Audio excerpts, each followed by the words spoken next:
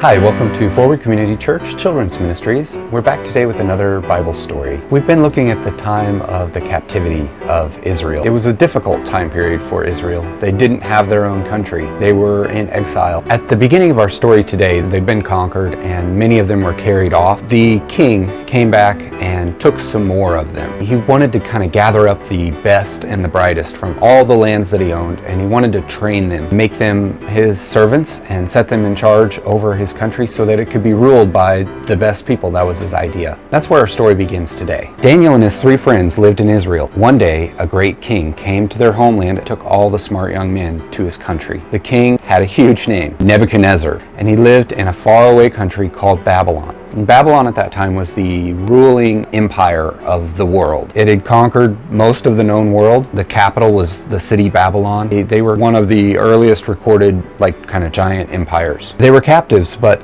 the young men were treated very well in Babylon. The king had chosen the brightest and best young men from every country in the world, and he planned to train them in the language of Babylon so they could become his servants and help him run the kingdom. So he gathered up all these smart guys and he decided that he was going to teach them the language and the ways, the customs of Babylon. And caught up in this idea were 4 men, Daniel, Shadrach, Meshach, and Abednego. The food was good too. The young men ate what the king ate, but Daniel and his friends did not want to eat the food because it had been devoted to false gods. So they would take the food and the food that the king was going to have. They believed very strongly in a lot of false gods. They would offer this to those gods, hoping that the gods would bless it and it would offer special powers to the king. Daniel and his friends, they only wanted to serve God because they were Israelites, so they requested something here. Daniel had promised he would never do anything against his God.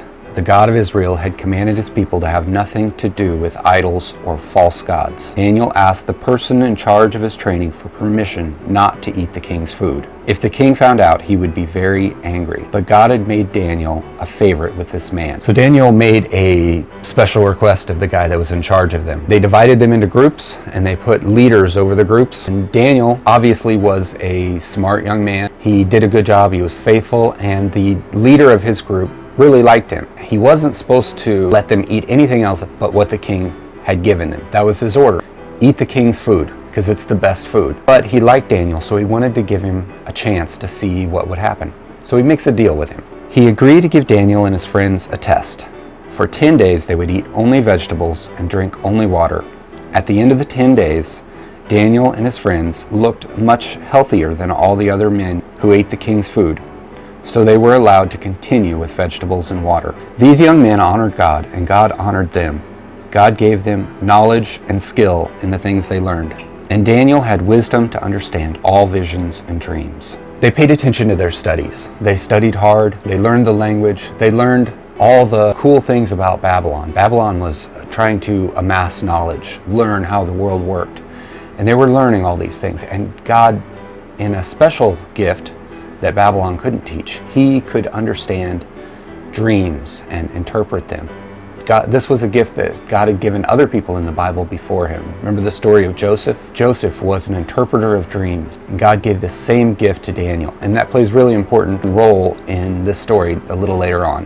After 3 years of school, all the young men were presented to King Nebuchadnezzar. He picked Daniel and his 3 friends as the best of them all. In fact, the king discovered that Daniel had more wisdom than all the wise men in his kingdom. One night, the king had a dream. He called for his magicians, astrologers, and sorcerers to come and stand before him. The king said, "I have dreamed a dream, and my spirit is anxious to understand the dream." The wise men answered, "O king, live forever. Tell your servants the dream, and we will tell what it means." The king replied, "No, you must tell me what I dreamed and what it means. If you don't, you will be cut in pieces and your houses burned." That strikes me as kind of crazy. He dreams a dream, and then he wants to know the interpretation of it, but he wants to make sure, I think, that they are actually giving him the interpretation, because they could make up anything. The king continued, "You will receive gifts and rewards and great honor." Of course, none of the wise men could tell the king his dream. The king's wise men told the king, "There is not a man on earth that can do what you asked. Only the gods can do that, and they don't live on earth." The king got very angry. "Destroy all the wise men of Babylon," he commanded. When the soldiers came for Daniel, he said to Arioch, the king's captain, "Why is the king destroying all the wise men?" Why is he going to kill us all? We haven't done anything. Then Arioch told Daniel everything that had happened. Daniel went to see the king.